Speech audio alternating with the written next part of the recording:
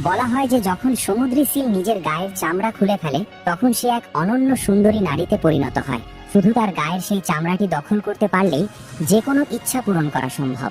এক জেলে একা একাই সেই জায়গায় যায় যেখানে সমুদ্রী সিল গায়ের চামড়া ছাড়ে এবং সফলভাবে একটি চামড়া নিয়ে আসে। সে নারীদের নিয়ন্ত্রণ করার ক্ষমতা অর্জন করে এবং এক নারীকে ওই দ্বীপে নিয়ে আসে, যার ফলে গ্রামের অনেক মানুষ অত্যন্ত ঈর্ষান্বিত হয়ে পড়ে।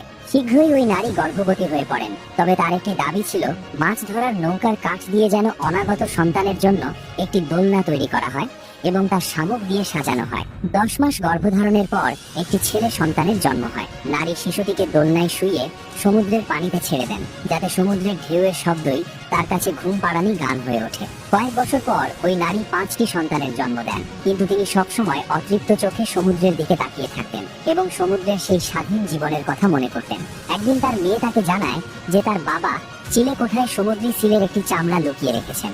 এই কথা শুনে নারী খুব উত্তেজিত হয়ে পড়েন। তিনি সাথে সাথেই কোলে থাকা শিশুটিকে রেখে সেখানে চলে যান। এদিকে জেলে যখন মাছ ধরে বাড়ি ফিরছিলেন, তখন তিনি দেখেন যে একটি সামুদ্রিক প্রাণী অনবরত তার পিছু নিচ্ছে এবং প্রাণীটির চোখে জল ভরা ছিল। জেলে বুঝতে পারেন যে কোনো অঘটন ঘটেছে এবং দ্রুত বাড়ির দিকে রওনা হন। রাত গভীর হলে তিনি অবশেষে বাড়ি পৌঁছান, কিন্তু সেখানে তার স্ত্রীর কোনো চিহ্ন ছিল না, কেবল 5টি সন্তান দাঁড়িয়েছিল।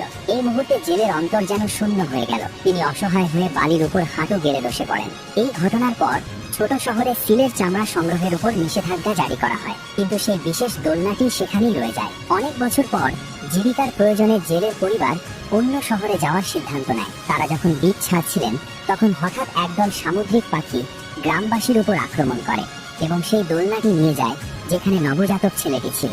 সামুদ্রিক পাখিদের সাহায্যে সমুদ্রী সিল সফলভাবে শিশু ডিলানকে নিজের কাছে নিয়ে নেয়। বাবা যখন বিষয়টি বুঝতে পারেন, ততক্ষণে অনেক দেরি হয়ে গেছে। দোলনাটি সমুদ্রের ঢেউয়ের সাথে অনেক দূরে ভেসে যায় এবং চিরতরে বাবার চোখের আড়াল হয়ে যায়। কিছুদিন পর ডিলানের পরিবার দুঃখ ভারাক্রান্ত হৃদয়ে সামুদ্রিক দ্বীপ ছেড়ে চলে যায়। শহরে আসার পর ডিলানের বাবা কাজে খুব ব্যস্ত হয়ে পড়েন এবং মেয়ে আন্নার দেখাশোনা করতে পারতেন না, তাই তাকে দাদার কাছে থাকার জন্য পাঠিয়ে দেওয়া হয়। এটি একটি প্রত্যন্ত ছোট দ্বীপ এবং ঠিক তার উল্টো দিকেই সেই দ্বীপটি অবস্থিত যেখানে তারা আগে থাকতেন। এক রাতে আন্না দেখেন যে সামনের ওই দ্বীপে আলো জ্বলছে। তিনি ভাবলেন হয়তো তার ভাই এখনো সেখানে আছে। তাই পরের দিন আন্না তার দাদার সাথে সেই দ্বীপে যান যেখানে তারা আগে থাকতেন। দীর্ঘদিন সেখানে কেউ না থাকায় ঘরবাড়িগুলো জরাজীর্ণ হয়ে পড়েছিল। আন্না লক্ষ্য করেন যে পুরনো ঘরের ভেতর এখনো আগুন জ্বলছে এবং টেবিলের ওপর কিছু শামুক রাখা আছে। স্পষ্টতই সেখানে কেউ বাস করছে। আন্না সাথে সাথেই বাইরে দৌড়ে যান এবং দূরে এক নগ্ন বালককে দেখতে পান। ওই বালকটি ছিল তার ভাই হেলেন। যখন হেলেন তার বোনের ডাক শুনতে পেল,